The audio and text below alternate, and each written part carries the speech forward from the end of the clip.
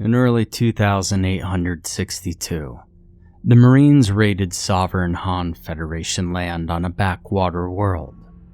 The ensuing skirmish ended in a few hundred casualties on each side. No territory changed hands, and both countries barely acknowledged it ever happened. Officially written off in imperial records as a border incident. I know it was a deliberate mission, a search and destroy mission, whose success was ultimately worth every man lost that day. In fact, we got lucky. It was a diver in the 3rd Group C Force, the lesser-known wing of the Marine Special Forces made for literal planet-side operations.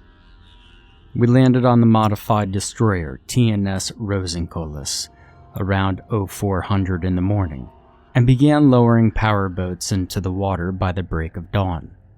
As the jagged outline of the warship's superstructure shrunk into the horizon, we remained assured its magnetic guns would cover us at least 20 miles inland. Drops of fresh ocean spray rolled down our waterproof blue fatigues as we cruised east to the designated beachhead. A few weeks ago, satellites detected a small town hidden among the icy mountains on a large island south of the Arctic Circle. Unlike the usual industrial settlements, this one appeared to have several large enclosed facilities at the center, and was surrounded by several lines of military fortifications. Navy intelligence intercepted messages about suspicious shipments, suggesting the whole town could be servicing a laboratory for first-strike chemical weapons development. Now, merely developing chemical weapons was an act of aggression in the eyes of the world, so the Premier General was more than justified in ordering the strike without a declaration of war, no matter what the peanut gallery media might complain about. Looking back, I wish it was just a WMD factory. It would have been so much easier to deal with. Half an hour later, we were dragging the boats ashore through the frozen sand. The rest of the Marines were still another half hour out. An entire motor brigade and close air support was on an entry trajectory. The Empire was pulling out all the stops. I ordered the 8-man squad into a column formation, moving forward in a quick traveling overwatch with myself positioned between both fire teams. The squad divided into 2 wedges, one following the other about 50 yards behind. A mile inland, the 3-man forward team engaged the enemy, the only small outpost covering the west coast of the island. Hostile fire cracked and whirred past our heads, but it didn't worry us. The maneuver team calmly went leftward, while the forward team laid down drums of 5.56 LMG fire to cover. While the enemy kept their heads down, my fire team swept inside and cleaned them out with snap bursts or rifle fire. Checking the bodies, I heard my Geiger counter starting to tick. There's radiation on their uniforms. Brooks, could we be dealing with nukes? Very unlikely, said Specialist Hal Brooks, our chemical warfare operator. There's radioactive mineral deposits in the soil. This region's used for nuclear fuel mining. We're going to be picking up small doses here and there. It shouldn't be anything serious. Well, I'm getting about 350 millisieverts off this guy's coat. We're getting into cancer territory here. It's geological, Sergeant. The Weissland Corporation surveyed the region 30 years ago. They found unusually high concentrations of thorium ore. It gets up to about 15%. Why do you think everybody wants it? I was hesitant to argue with a CBRN certified operator. Alright, if you're positive it's safe, then we're still on the clock. We need to be in position before the 3rd motor rifle hits the atmosphere. Let's move. We walked miles through the bitter cold, with every step the bluish-white mountains growing taller. The snow had a way of absorbing sound that we could only hear our softly crunching footsteps and the occasional whistles of wind from the mountains. Occasionally, I'd get a few hollow clicks from my Geiger counter. I couldn't shake the feeling that something was off about the whole place. The angles and luster of all the outcroppings and peaks were just unusual enough to seem like none of it was real. It was like someone had printed out a picture of an Arctic tundra on glossy paper and crumbled it up. I ordered the squad to hold position behind a large rocky outcropping within view of the town ahead. There was a typical grid of angular concrete and glass buildings, but with 4 massive box-like structures protruding 5 stories above the highest roofs. There were no windows or openings, the hallmark of chemical containment structures. So we thought. At 5:45, we heard the first fighter bombers approaching, signaling the beginning of the attack. 2 electronic warfare birds fired missiles to blow up the town's air defenses, followed by long landing craft rapidly decelerating from orbit, bringing in the ground forces and their equipment. We watched from our rock perch for a few minutes to make sure the strike wasn't immediately driven back, seeing squads of infantry fan out in their cold weather gear and open fire into the wide streets. While the Marines raised clockwork hell, our mission was to slip past the distracted Han forces into the laboratories and secure any evidence before it could be destroyed. We moved quietly over the weirdly angled rocks and into the town, the gunfire at times approaching worryingly close. The Marines' machine guns could cut through several walls, and behind enemy lines, we were now on the receiving end of its fire. On a few occasions, we had to shoot down an enemy squad that ran into us, but our priority was to move quick and undetected. Breaking into the lab, we fully expected chemical weapons and went in with visor masks sealed. No explosives were allowed within 500 meters of the structures, so I melted the steel hinges off with a cyanogen torch. Inside the containment structure, I stopped so abruptly the men behind me almost tripped. The entire 10-story concrete building was surprisingly hollow, built around a decrepit tower-like structure. The intricate, multi-tiered ruin was surrounded by modern scaffolding, various heavy equipment, and some temporary lab buildings at the ground level. It wasn't a chemical lab. It was an archaeological site of epic proportions. "Well," I said, reaching to take off my gas mask, "this complicates things." "Well, I wouldn't do that," said Brooks. "Chemical weapons or not, all kinds of toxic fumes can accumulate in ancient ruins like these." Ancient ruins. A sudden thought hit me, and I turned to my squad. "You guys realize we may have started a war with the Han Federation over archaeology, right?" "Yeah, we should get out quietly while we can," someone said from the back. "We're about to be at the front of a major incident." For God's sake, is nobody going to ask the obvious question?" interrupted the team's automatic rifleman, Corporal Kanata. "Humanity has been on this rock for all of 30 years. Who the hell built that thing? Isn't that at least suspicious enough to investigate a little more?" "It's your call, Staff Sergeant, but our window for getting out of here without trouble is going to get really slim in a few minutes," said Brooks. Navy intelligence had hard evidence this was, somehow, being used to develop a first-strike weapon, I concluded. Considering the amount of Han blood we've already had on our hands, well, I say we follow this through. From that point, I admit I was motivated more by curiosity than duty to the mission. As far as we can see and hear, the research complex was empty. Shortwave radio reception was blocked by the concrete walls, leaving us alone with our thoughts. Echoing footsteps and flashlight beams sweeping with the movement of our rifles. We cleared the ground-level research buildings first. No one was inside, and there were signs it was abandoned in a hurry. Papers were scattered on the floor and doors were left wide open. As expected, everything was written in traditional, non-simplified Chinese. and I could understand maybe a third of their research notes. My suspicions were confirmed that the ruins were not of human origin. How could they have been? According to the researchers, the towers were entrances to sort of a tomb or a mass grave, built by an ancient spacefaring species for some deviant group that split from them and died off 10,000 years ago. I also read a report about an entire expedition of Han mountaineers mysteriously found dead in this valley 20 years ago. There was no identifiable cause of death. Their clothes were slightly radioactive, but not enough to kill them in the next few years. It was as if their perfectly healthy bodies just decided to stop right there.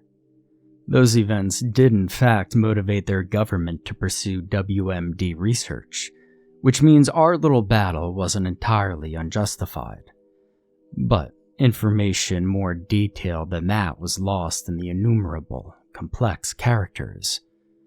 If we wanted to learn more, we had to go inside the ruins ourselves. By that time, we could hear the fight approaching the town center. The air crackling sounds of battle rifle ammunition was getting much clearer, and we could hear the low thumping of distant artillery.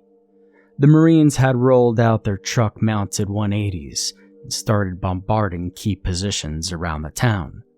With the battle now at full intensity, we knew we would likely be caught in an almighty crossfire on the way out. The ancient tower had already been outfitted for research, with structural elements reinforced with braces and certain gaps within it bridged. Some of the surveying equipment had been scattered around, but there were no signs of people inside, just like the lab buildings. I was surprised the tower still had electricity. The bluish lights appeared to be built into the walls in thin patterns of lines.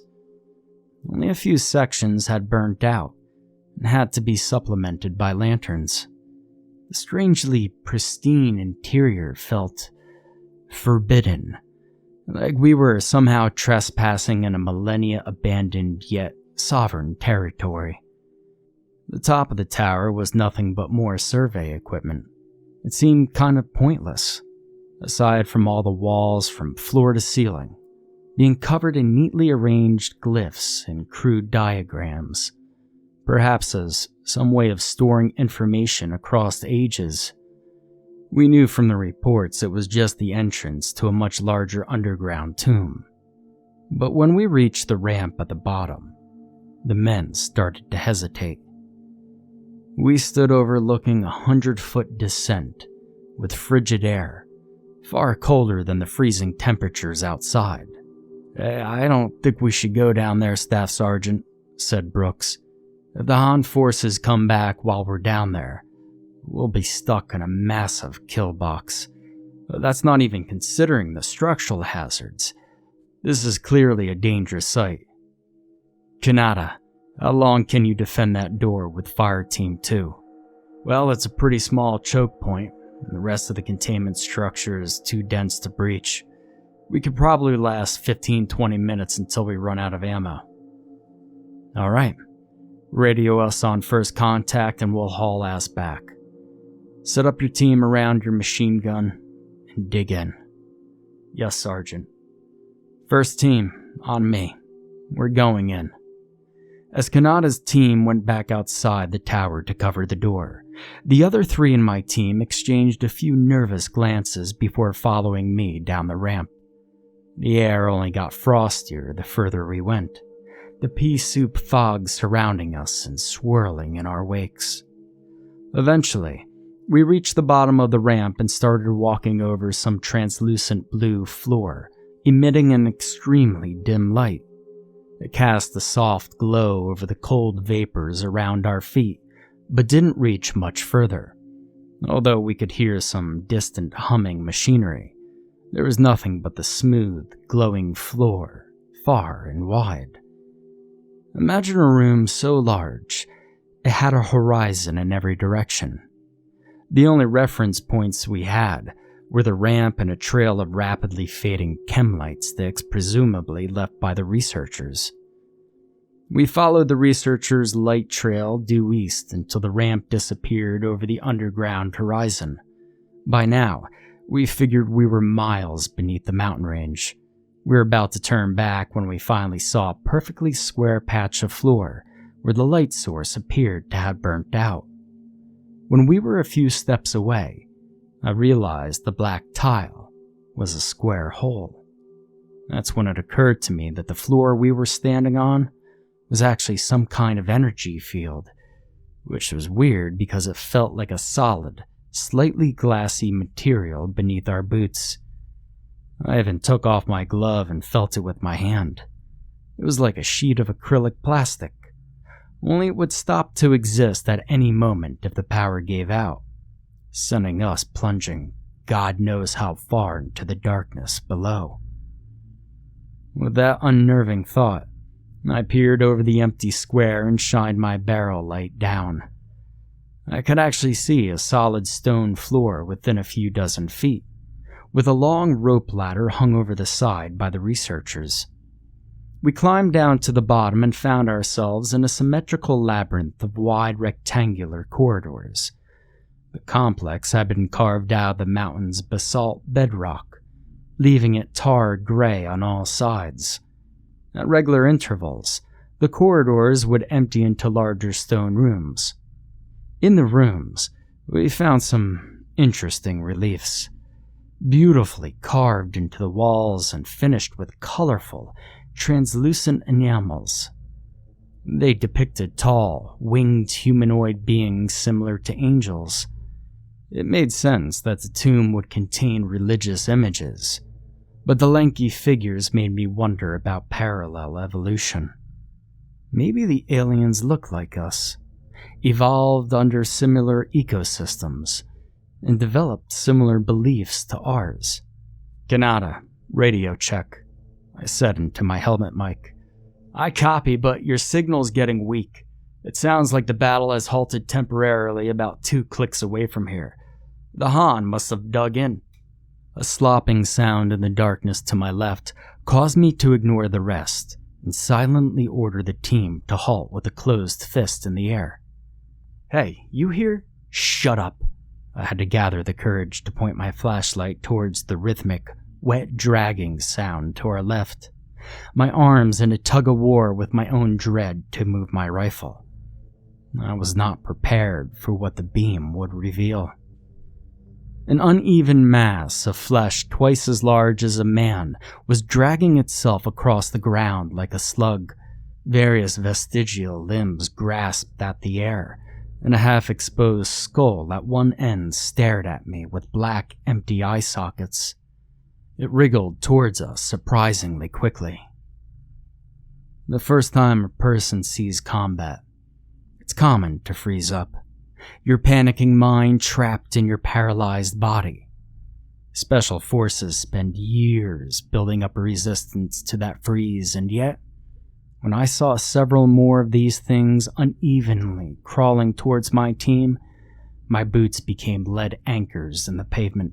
Staff Sergeant, what do we do? Said Brooks, already sighting his rifle at the creature. I don't...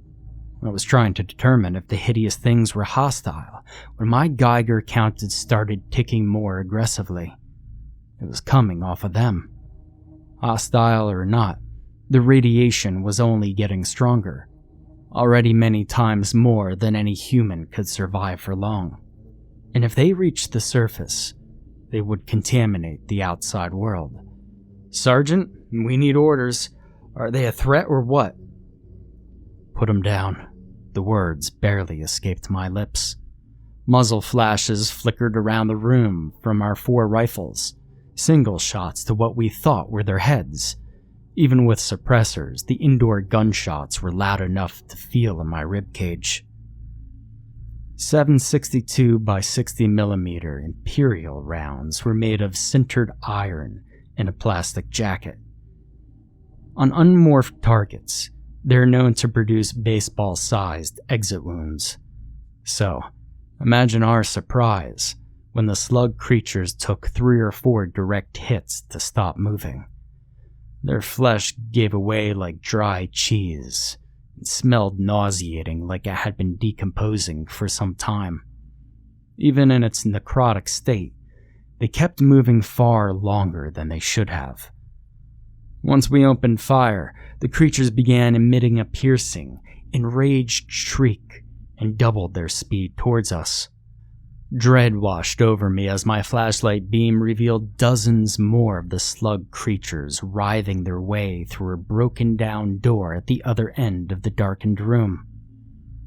There were more of them than we had bullets, not to mention the dangerously high doses of radiation we were already taking. Now, our body armor had thin lead shielding integrated over vital areas, but it still added up. People commonly think radiation is a death ray. It's not. Every disintegrated atom that makes up radiation is like a tiny sledgehammer to our cells. Like houses, cells can repair the damage to an extent with time, but if their structural elements are too broken, they'll collapse. Cease fire, fall back to the ladder. We ran back for the opening in the blue energy field, back through what felt like endless stone corridors and rooms. By now, the slug creatures were keeping up with our own running speed, writhing along the floor with astonishing effort. They spilled through the entryways and sometimes ran atop each other in the corridors. And at last, we reached the ladder and started frantically climbing back up, weighed down by about 40 pounds of body armor, rifles, and ammunition. It was no easy task, but the creatures were right behind us. Once the last Marine reached the top, we started hoisting the ladder back up, but the creatures got a hold of it first and started ascending it by contorting their bodies around it. The two riflemen pulled furiously while Brooks and I opened fire down the ladder. Even our combined rate of fire couldn't stem the tide, so I grabbed a frag grenade, pulled the pin, and dropped it down. A huge explosion funneled stone dust up through the opening, allowing the riflemen to pull up the rest of the ladder, the bottom end coated in the same putrid substance. We had to find something to barricade the tower with, I said, breaking back into the lab buildings on the ground floor. Then what? Said Brooks. I don't know. I'll call it into command, see if we could get a fire mission from the destroyer. Maybe we could get the Navy to napalm this whole place. Oh yeah? What are you going to tell them? And what makes you think they're even going to believe you? Shit. I knew we shouldn't have gone down there. Just shut up and help me move this panel, I said, trying to lift some of the steel shielding from an experiment room. We almost dropped it back down when we found a young, black-haired woman in a lab coat hiding in a tiny crawl space behind it. She was just as surprised to see us. You're not Han military. Who are you? I could tell she was concealing a pistol in her lab coat by the long outline in her top right pocket. That's not important, I said. Do you know what's down there beneath that tower? Yes, I know, and I understand it a lot better than you probably do. Barricading the ramp entrance isn't going to stop them. I looked at Brooks, who shrugged. Okay then, start from the beginning. Who are you? What are those things? And why is the Federation researching them? For weapons development? My name is Shoalan Tam, PhD materials chemist for the Army Research Group. Have you been in the tombs? I assume you've seen the carvings on the walls that look like angels. Yeah, I did. We spent months translating their glyph systems based on keys they left us using diagrams to explain words. Those slug things are the exact same species as the angels, only a culturally deviant group. Their nervous system is responsive to gamma radiation. They could feel it, and it apparently feels very good to them. They consumed radionuclides like drugs. A few of the men started to look unnerved as she continued. As for military applications, well, we thought we could find a gene that made humans resistant to radiation like them. But it turns out it's just as harmful to them as it is to us. They're just much faster healing and faster growing.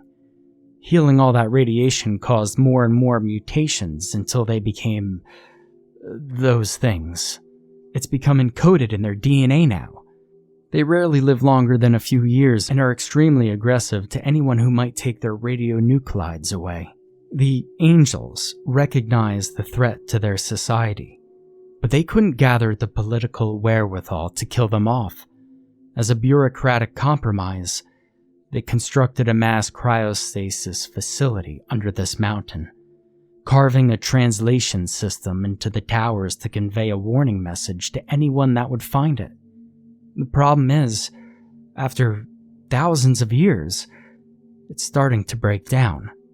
A barricade won't work because they could sense you, and they'll stop at nothing to find your radiation. "What are you talking about?" I asked. "I know," said Brooks, sliding off his radio backpack. "Our long-range radios use nuclear thermoelectric batteries, powered by the heat of plutonium decay. The threat is more widespread than that. Their cells are a lot more undifferentiated than ours. In theory, one of their stem cells can reproduce into a complete organism, feeding on trace chemicals in the air. If you track anything out on your boots, it'll spread across your country and mine like locusts, searching for radioactive material to consume. There are over 1 million nuclear reactors in human space," said Brooks. "They power 80% of our civilization, not to mention every last starship. If they get out, they'll send us into a literal dark age. Nations will collapse." "Well, it can't be that bad, can it?" asked the rifleman.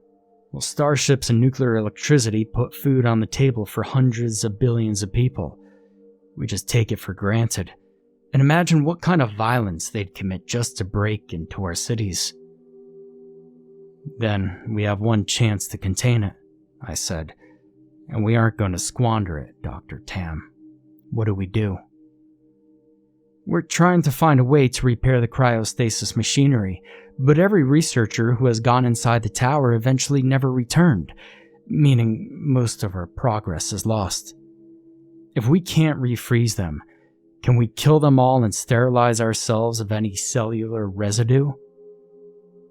"Thinking like a soldier, I see. Marine, actually. Well, there may be a way, Marine.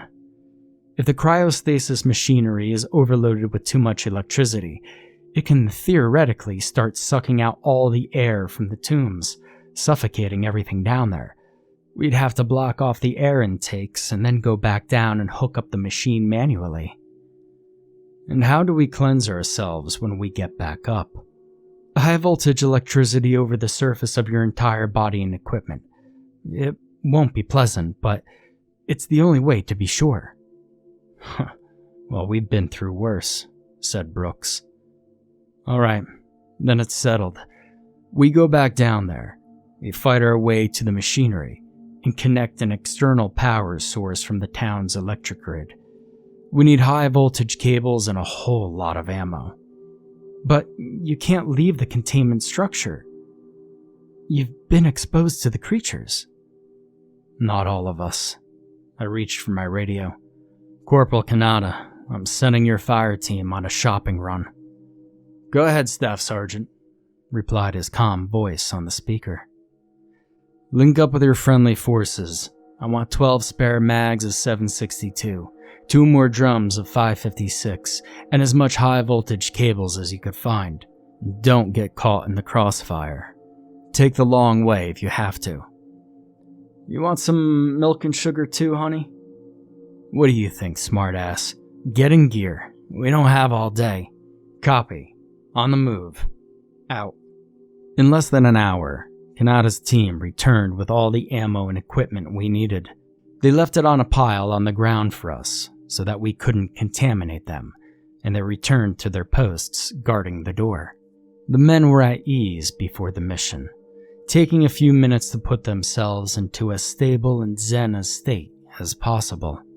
A palpable calmness actually seemed to lighten the air, and for a moment, it felt like everything would be okay. Brooks handed out iodine and Prussian blue tablets to absorb radioactive elements in our bodies. Given the terrifying stakes, I called that a round of team prayer was in order.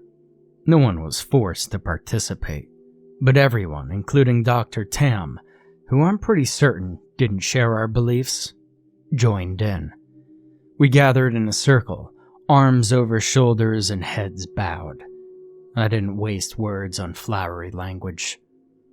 "You put us here and no one else," I said. "Every skill and experience in our lives had led us to this moment, and for that reason, we expect you'll see us through this, our finest moment, safely.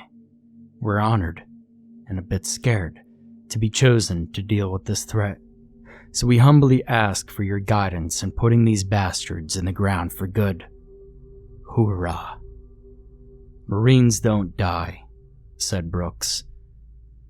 "They regroup in hell," Kanata radioed in. "Good luck down there. Knock 'em dead." "My dad's a wasteland electric plant director," said Brooks. "My family's been keeping the lights on for decades. Now it's my turn."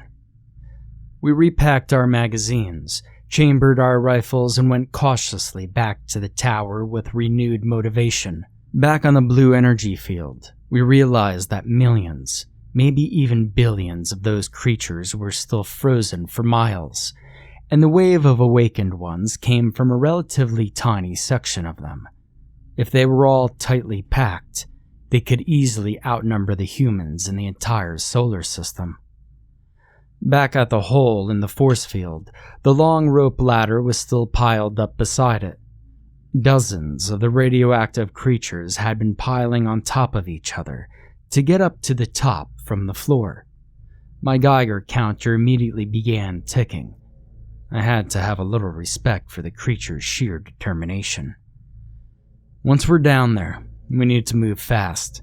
Radiation's only going to get stronger," I said, rolling a grenade down the pile of creatures. The blast took out their foundation, sending the rest of them crashing back down. We lowered the ladder again and climbed down fast. "Brooks, how long until we get a dangerous dose?" "Assuming 800, about 30 minutes. Less for her. She's not wearing our armor." "All right, we can do it. Where's the machine?" The doctor consulted her paper map and pointed us through each of the hallways where they branched off. We made sure to keep all 4 of us in front of her, hoping to block as many of the radioactive creatures as possible. We used the Marines' maneuver warfare doctrine to push forward, at times splitting into groups and taking different paths to encircle the creatures. Rifle fire echoed up and down all the corridors, punctuated by the occasional grenade blast. Stopping power was the name of the game here, and our high-caliber battle rifles had plenty. It was the only time in my career I'd ever switched my rifle to full auto. The fully automatic machine gun setting is mostly useless due to recoil, especially with 20-round magazines, but boy was I glad to have it in those catacombs. To us, most of the carved stone rooms and hallways looked identical, and without the doctor telling us exactly which turns to take, we would have been hopelessly lost in the endless grid. Eventually, we could tell we were headed in the right direction by the colder air intensifying vapors from our mouths and rifle barrels. The doctor was dragging the electric cables from a miles-long spool above ground, ready to plug in and overload the cryostasis machinery. Nightmares were closing in on us from all sides, crawling horribly out of dormant racks in the rooms and sliding along the floors with a trail of rotting matter behind them. It was getting hard to breathe in our gas masks with all the running, but it was worth the burning lungs to avoid that horrible necrotic smell. I was thankful I could only catch brief glimpses of them in the flashlight beams and muzzle flashes, but their sheer disgustingness only motivated me harder to get rid of the galaxy of them for good. "How much farther?" "One last right turn. We're here." The door was deceptively heavy. and it took my and Brooks' combined strength to drag it open. Inside the machinery room, the tomb had to give us one last horror, one last haunting image that I'll never forget. At the center of the room were all the researchers, fused together with other slug creatures into one fleshy, pulsing entity, growing like a cancer over the machinery. The biomass must have been the size of a small house, heaving rhythmically in and out to breathe. "Why?" was all I could manage to say. "Why?" "That's why the facility has been losing power," said the doctor weakly. "They're trying to get into the nuclear power source." "What do the glyphs say?" I asked. There were crude geometric symbols painted in crusted blood underneath the massive reactor creature.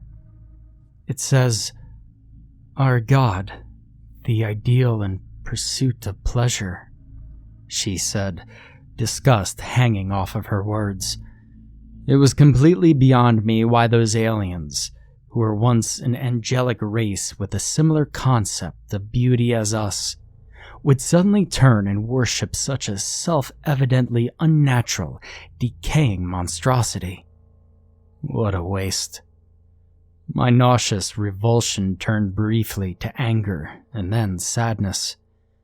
I couldn't feel anything besides a pit of loss in my soul. Those lost people, hopelessly self-destructing, propping up the worst of them as a mockery of an idol. My radio crackled to life. Corporal Kanada's voice cut up with rifle fire. "Sergeant, the Han's army's back. You better get back here soon."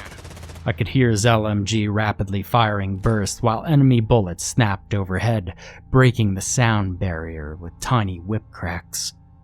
I took a deep breath. "All right, how do we shut off the air intakes?" "Damaging the piping will cause the ventilation system to seal for self-repairs. That should last long enough to kill everything. I could hook up the power cables. Do you have a grenade to break something?" While Brooks went to help her with the cables, I took the last pill-shaped grenade from its pouch and headed over to the pipes under the loudly breathing creature. As I passed under it, it spoke to me in a weak, raspy voice. All the fused-together researchers were speaking with degraded vocal cords in unison to create the voice. "Wait," it wheezed. "Your civilization is coming to an end. I could feel its radiation. We shall consume it, just as we did the others." I ignored it and kept walking.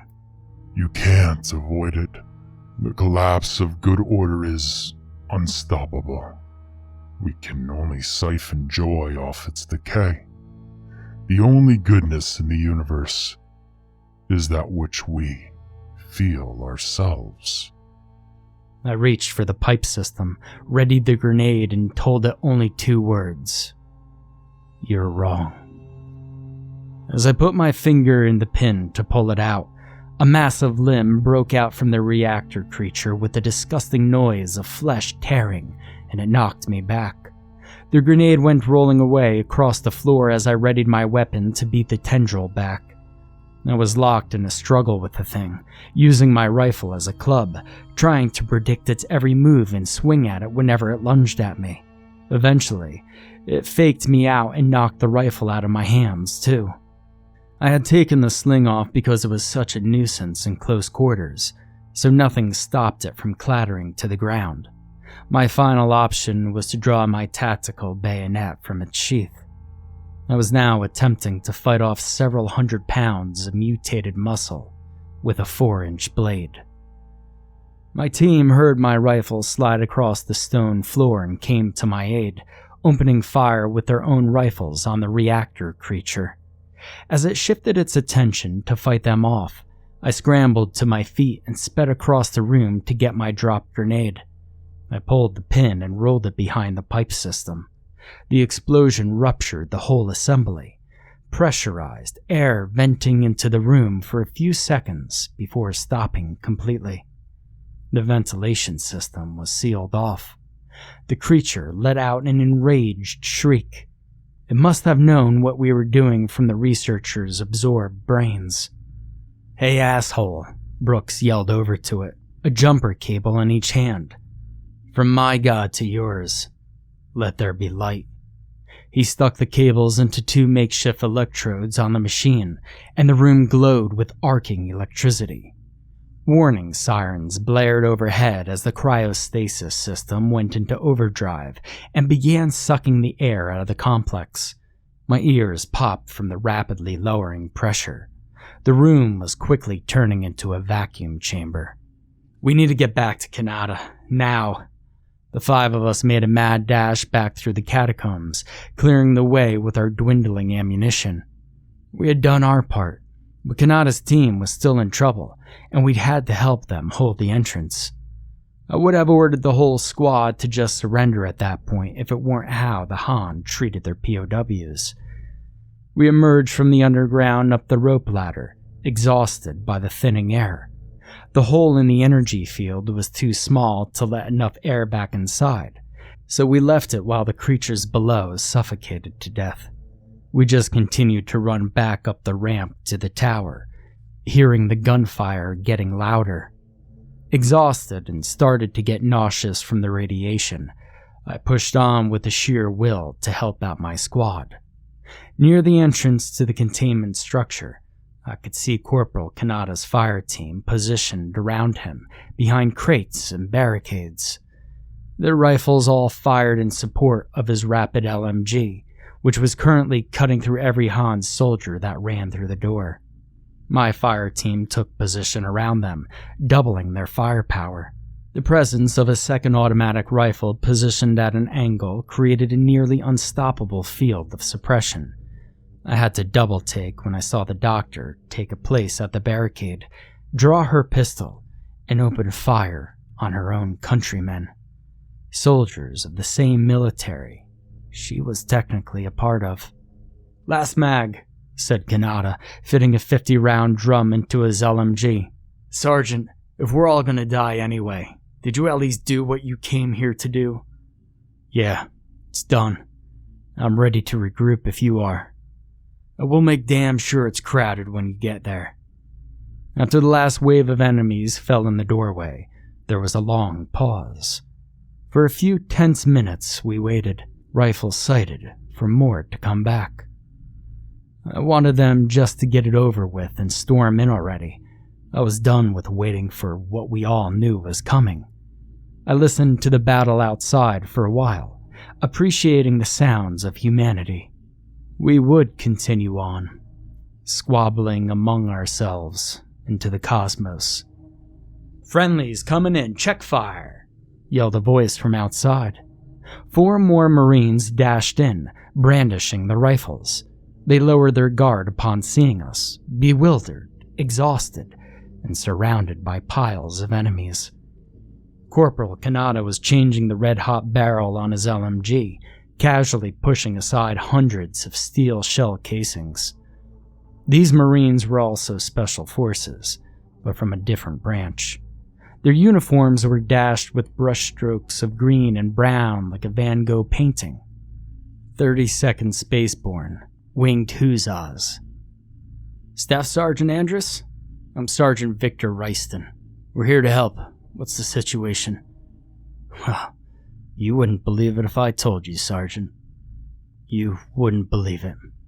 I'd shake your hand, but there's one thing we have to do first." "You sure this will work?" I asked, dousing myself in buckets of water. "Yes," the doctor reassured me. "We've tested sterilization in the labs extensively. Again, it won't be pleasant, but you'll survive." "Well, all right, just get it over with," I said, connecting the electrodes to my damp helmet and boots. She threw the switch and 12,000 volts of electricity went over my body from head to toe. Every muscle seized up and created the worst cramp of my life. I could feel the electricity arcing across the skin like thousands of stinging fire ants. I imagined it cooking away all the surviving cells from those horrible slug creatures to help get through it. But it was by far the longest 5 seconds of my life. Once they were over, we knew the threat had been extinguished, and the day was ours. Afternoon sunlight was pouring in through the containment structure door as more Marines came inside and looked around at the ruins in amazement. I couldn't help feeling a bit let down after the mission. Our finest hour came and went, and nothing else could live up to the rush of reality making a difference in the world. The doctor and I sat in an ammo crate together, watching armored vehicles rumble by outside. IFVs had bullet scratches and scorch marks from what appeared to be a very intense, hard-won fight. The truck-mounted 180mm guns came after, brown carbon staining the rifles from prolonged shelling. "I want to defect," the doctor said, her hazel eyes glossed over, staring off into deep thought. She was obviously still coming down from all the action, trying to make sense out of so much horror and triumph in one morning. "Oh, I haven't even told you what country I'm from. How do you know?" "Well, it can't be that bad of a place if it made you. Not a lot of people could have done what you did back there. I didn't even expect you to be persuaded so easily. Things don't work that well in my country. They never have." "You're a convincing person," I admitted. "Really?" She turned and smiled with a refocused gaze. "Then take me home, Staff Sergeant." Home. I paused for a minute, looking up at a sun 300 light years from Earth. Humanity was only beginning to find its place among the heavens, and this discovery may have well sealed our fate as its good stewards. Only time could tell. Now the media will tell you that we bungled our intel, raided a peaceful archaeological site, and had to get rescued by another unit. That's much easier to believe and helps people sleep at night. The thing is, we have a defector, and I have a fiancé to prove otherwise. A formal agreement was reached by both sides with ultimately insignificant terms. Military satellites have noticed in recent weeks that the Federation began dismantling the 4 containment structures from the center of the town. But someday, I believe the world will summon something we cannot contain. Civilization is too good a concept to last forever. Like a doctor, we know our patient is going to die one day. Just not today. But still, I can't help but think about those slug creatures, the fallen angels. By some glitch of evolution, they got pleasure from something destructive, so intensified they were willing to give up their health, their people, and their self-actualization in its pursuit. What's worse is that the other good ones were too politically deadlocked to deal with a problem the way it needed to be. And so, the question that keeps me up at night is, are we so different?